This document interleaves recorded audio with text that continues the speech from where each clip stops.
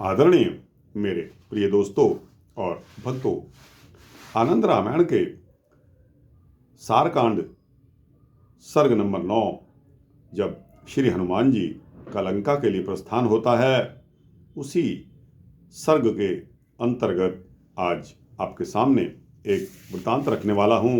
दोस्तों, वृत्तांत बहुत ही सुंदर, आकर्षक और मनोहारी होने वाला है।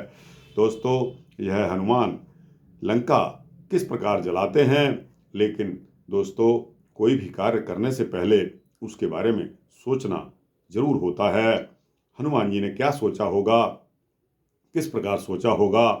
आप भी किसी जगह अगर अपना पहला विजिट करते हैं, पहली बार जाते हैं, तो क्या सोचते हैं? आपको रास्ते भी नहीं मालूम, आपको किसी भी चीज़ के बारे में नहीं मालूम, तो आप उस कार्य को किस प्रकार करेंगे?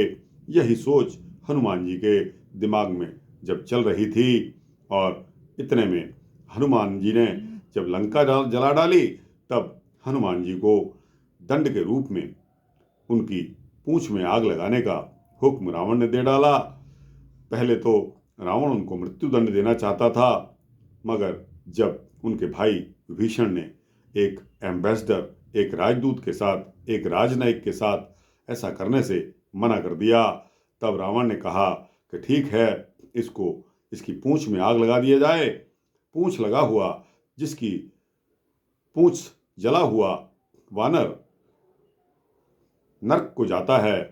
तो दोस्तों, ऐसा सोचकर सभी राक्षसों ने इर्द गिर्द के सभी राक्षसों के कपड़े लाने शुरू कर दिए और पूंछ को बांधना प्रारंभ कर दिया।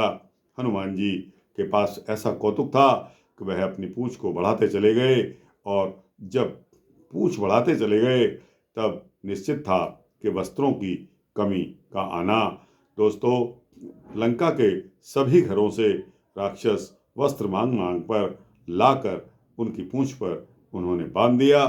इसी प्रकार सभी घरों से तेल, घृत और ज्वलनशील पदार्थों को मांग कर लाए और हनुमान जी की पूंछ पर डाल दिया, लेकिन पूंछ में आग नहीं लग पा रही थी।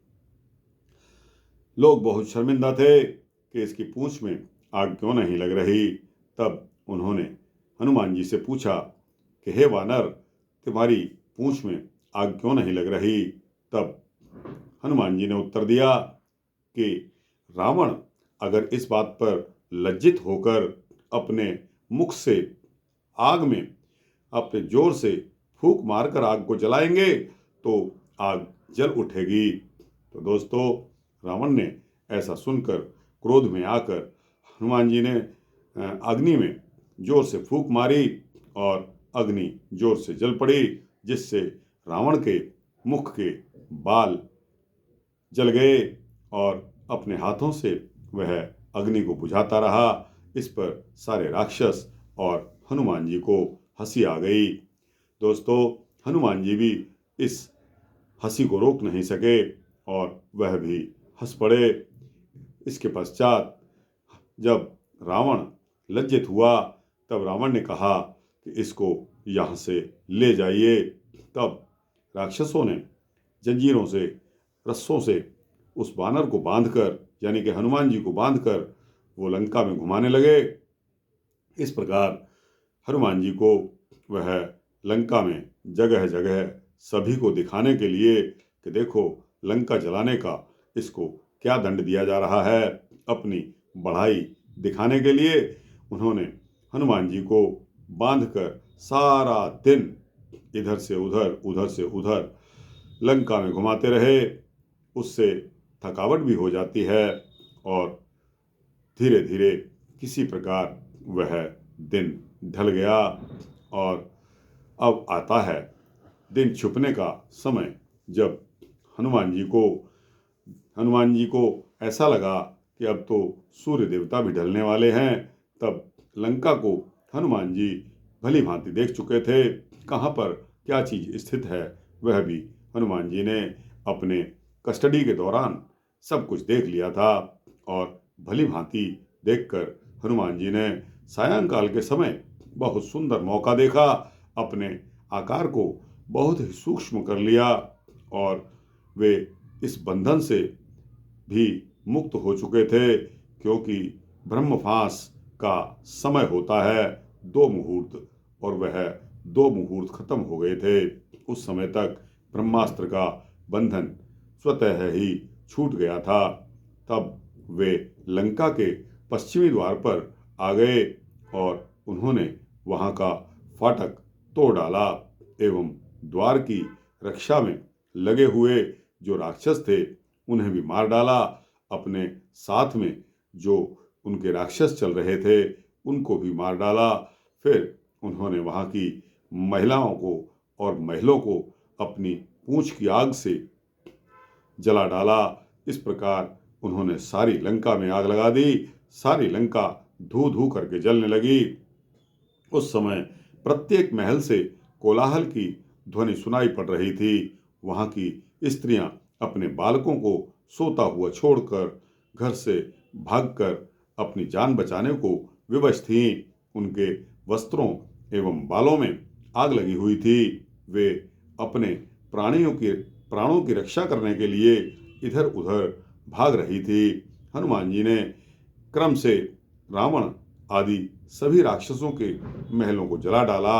उन्होंने रावण की सारी सभा को जला डाला और वे अपनी पूंछ से राक्षसों को मारने लगे। राक्षस भी जलने लगे। वे अपने मुखों से अनेकों प्रकार के शब्द निकालने लगे। तदनंतर रावण अत्यंत क्रुद्ध हो उठा और वह बहुत से राक्षसों को साथ में लेकर हनुमान जी के साथ युद्ध करने निकल पड़ा। उन सभी को हनुमान जी ने एक फाटक उखाड़कर उसी के आघात से मार डाला और करोड़ों राक्षसों को अपनी पूंछ में बांधकर खेल खेल में उस पूंछ से रावण के मस्तक पर प्रहार किया।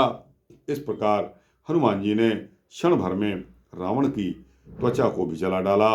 अपने पिता रावण को भूमि पर गिरा हुआ देखकर अन्य बहुत से राक्षसों को यह भय हो गया और उनको भस्म हुआ देखकर अपनी रक्षा के लिए उन्होंने इंद्रजीत को पुकारा।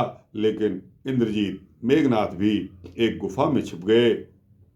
उस समय हनुमान जी ने लक्ष्मण की प्रसन्नता के लिए मेघनाथ को जीवित कर दिया, जीवित छोड़ दिया और मारा नहीं, क्योंकि मेघनाथ की मृत्यु लक्ष्मण जी के हाथों लिखी थी। इस प्रकार सभी पर विजय प्राप्त करके गोपुरों तथा अट्टालिकाओं से सुशोभित संपूर्ण लंका को भस्म करते हुए हनुमान जी श्रेष्ठ सागर में समीप में चले गए और वहां हनुमान जी ने अपनी पूंछ को बुझाया।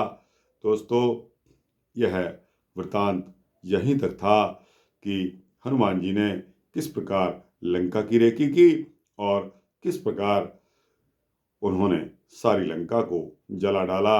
आपके प्रश्न का उत्तर यहाँ मिल चुका है। दोस्तों, इसके आगे आने वाला वृतांत भी बहुत सुंदर है कि अब जब लंका को जला डाला तब हनुमान जी ने अपनी पूंछ को भी समुद्र में जाकर बुझाया। तब हनुमान जी के मन में क्या सोच चल रही थी वह आपको अगले वृतांत में बताऊंगा कि हनुमान जी भी बहुत गहरी सोच में पड़ गए थे।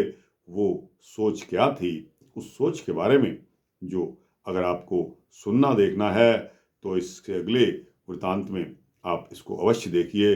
दोस्तों, यह वृतांत यहाँ समाप्त होता है। आपको अच्छा लगे तो इसको लाइक और शेयर अवश्य करना। और दोस्तों, कमेंट्स बॉक्स में जाकर इस वृतांत से आपने क्या शिक्षा ली, आपका इस वृतांत के लिए क्या अनुभव है, उसका कमेंट्स बॉक्स में जाकर 2-4 वर्ड, 2-4 लाइन जरूर लिखना। दोस्तों, कमेंट्स देकर आप मुझे ईंधन से युक्त कर रहे हो ताकि मैं अच्छे से अच्छे वृतांत बना सकूं। और अगर इस चैनल को आप सब्सक्राइब कर देंगे तो आपको इसी तरह के सूक्ष्म भक्ति वृतांत मिलते रहेंगे। दोस्तों, ऐसा मेरा आश्वासन है। जय श्री सीता रामचंद्र भगवान की जय।